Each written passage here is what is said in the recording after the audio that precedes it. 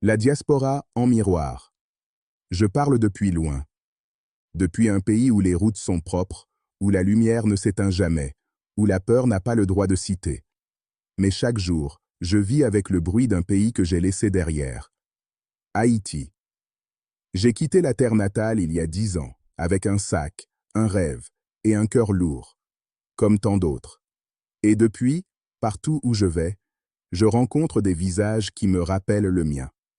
Des Haïtiens éparpillés, fatigués, debout, mais blessés. On se reconnaît sans se parler. On se regarde dans les yeux et on sait. On sait qu'on vient d'un endroit où survivre est déjà un acte politique. Les visages du départ. Je me souviens de Joël, au Chili. Il travaillait 12 heures par jour dans un entrepôt, avec un diplôme d'ingénieur qu'aucune entreprise ne voulait reconnaître. Un soir, il m'a dit « Mwen pa ta soti Haïti pou m'tounen esclave anko, men mwen pa gen choix.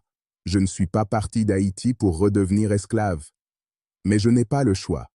Il avait cette tristesse dans la voix, ce mélange de honte et de colère que seuls les exilés connaissent. Et quand il parlait des élections en Haïti, il levait la main en l'air et disait « Élections pour qui ça? Les pays à Anba men bandi? Des élections pourquoi quand le pays est sous le joug des bandits? » Puis il y a Marie-Ange, une infirmière à Montréal. Elle m'a raconté qu'elle était venue ici pour étudier, puis qu'elle n'avait jamais pu repartir. Elle avait tout préparé, revenir, ouvrir une clinique, aider les femmes enceintes en Haïti. Mais entre-temps, les gangs ont pris son quartier. Sa mère a fui, sa maison a brûlé. Alors, elle est restée. Et chaque fois qu'elle entend le mot « élection », elle ferme les yeux et dit doucement « Qui moun qui pral vote, les moun ap kouri? Qui va voter quand tout le monde fuit ?» L'illusion de la stabilité. Aux États-Unis, j'ai rencontré David, un jeune homme sans papier. Il vit à Miami, mais il se cache.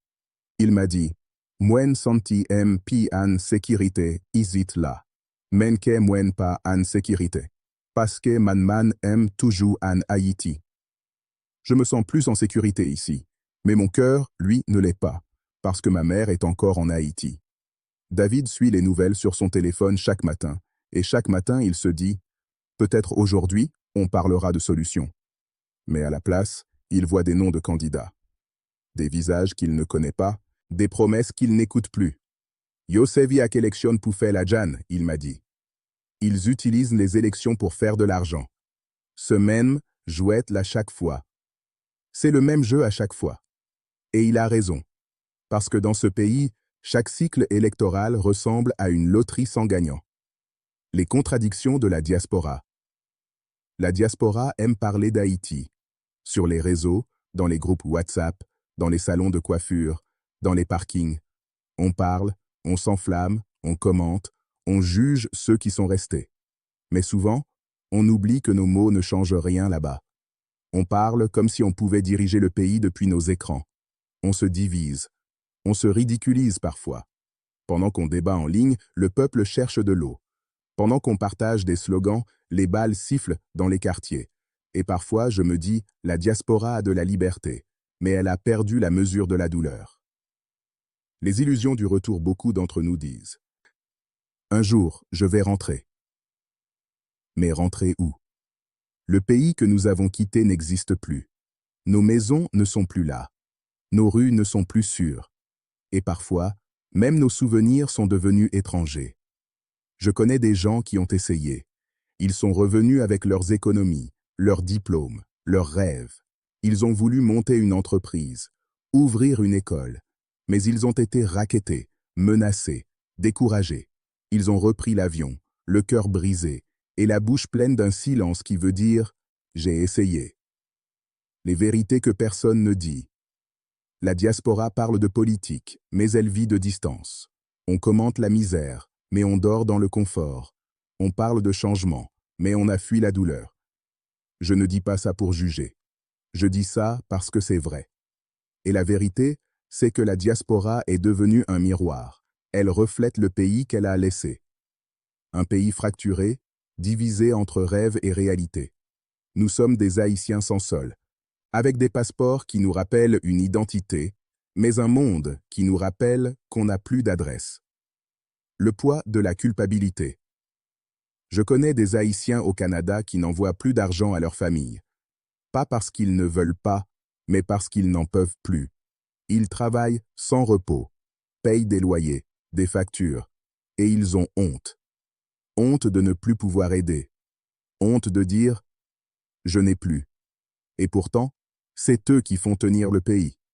Les transferts d'argent, c'est la bouée de sauvetage d'Haïti. Sans la diaspora, le pays serait déjà à genoux.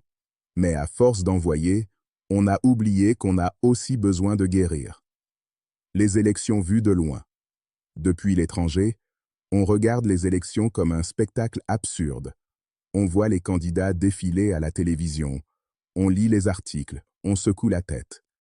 Mais peu d'entre nous comprennent que voter en Haïti aujourd'hui, ce n'est pas un acte démocratique. C'est un acte de survie, un risque de mort. Et pourtant, les grandes puissances continuent d'applaudir. Elles parlent de stabilité, elles publient des communiqués, elles félicitent le courage du peuple haïtien. Mais personne ne vit la peur de ce peuple-là. La double identité. Vivre à l'étranger, c'est vivre avec deux visages, un pour le monde et un pour soi. Le monde voit un immigrant, un travailleur, un étudiant. Mais à l'intérieur, on reste un Haïtien en exil, toujours entre deux langues, deux drapeaux, deux douleurs. Quand je marche à Paris, à Montréal, à New York, je porte Haïti dans ma tête comme un fantôme. Et parfois, je me dis, on est parti pour sauver nos vies, mais on a laissé nos âmes là-bas. L'appel à la conscience collective. Je ne veux pas blâmer la diaspora. Elle a fait ce qu'elle pouvait.